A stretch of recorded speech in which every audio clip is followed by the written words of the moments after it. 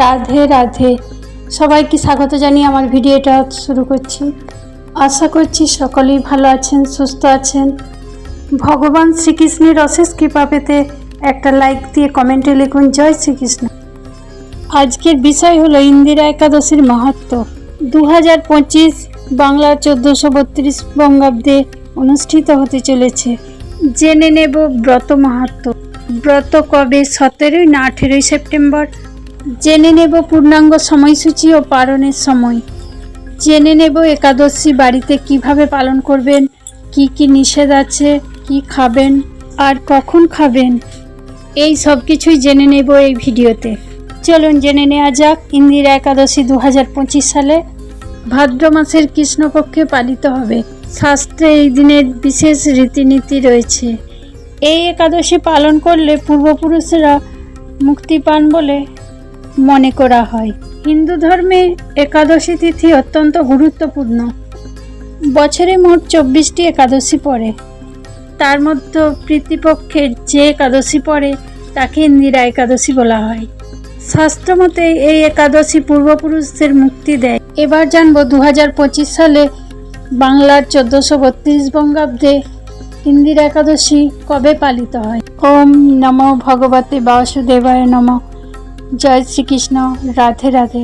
আগামী 31শে ভাদ্র 17 সেপ্টেম্বর বুধবার পালিত হবে ইন্দিরা একাদশী।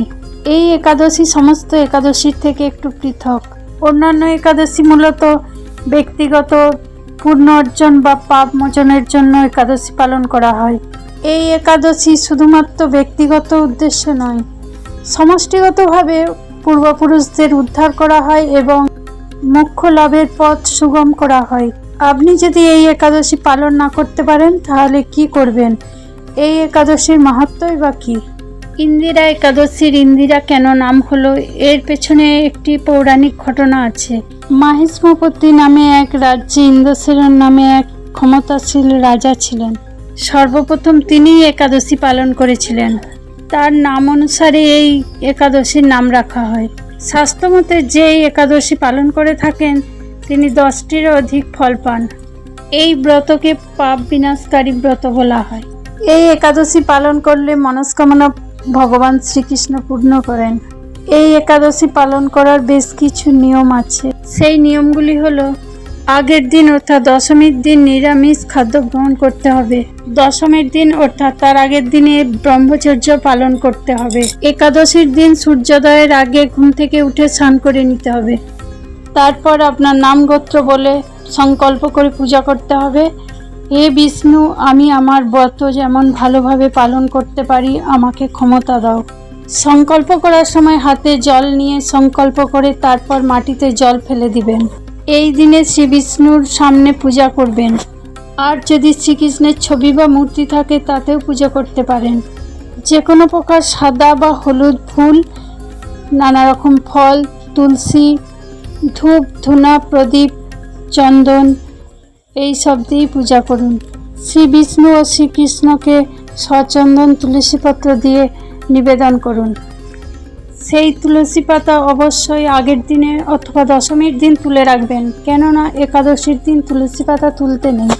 একটি একাদশীর ব্রত তখনই সম্পূর্ণ হয় যখন ব্রতকথা শ্রবণ করা হয়। অবশ্যই একাদশীর দিন একাদশীর ব্রতকথা শ্রবণ করবেন। এই দিন গরিব, দুস্থ ও ব্রাহ্মণদের অন্ন, বস্ত্র আর অর্থ দান করা খুবই শুভ। সারাদিন অবশ্যই জাগ্রত থাকবেন। তার সাথে কোনো শস্য জাতীয় বা রবি শস্য জাতীয় কোনো খাবার খাওয়া চলবে না, যেমন ভাত, রুটি, সম্পূর্ণ আমিষ জাতীয় খাবার এড়িয়ে চলুন।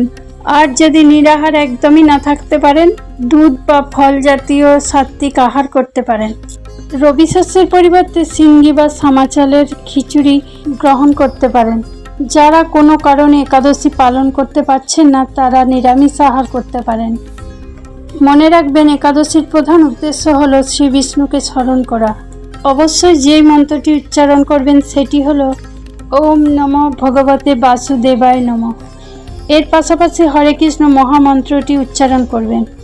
এই প্রসঙ্গে জানা যায় যে এই বছর 1432 বঙ্গাব্দে 2025 সালে এই একাদশী শুরু হচ্ছে আজ অর্থাৎ মঙ্গলবার রাত 2:48 যা থাকছে পরের দিন বুধবার 31শে ভাদ্র 17 সেপ্টেম্বর 1:25 পর্যন্ত এই একাদশী থাকছে। পারণ ক্রিয়া সম্পন্ন হবে বৃহস্পতিবার 7:10 থেকে 9:30 মধ্যে।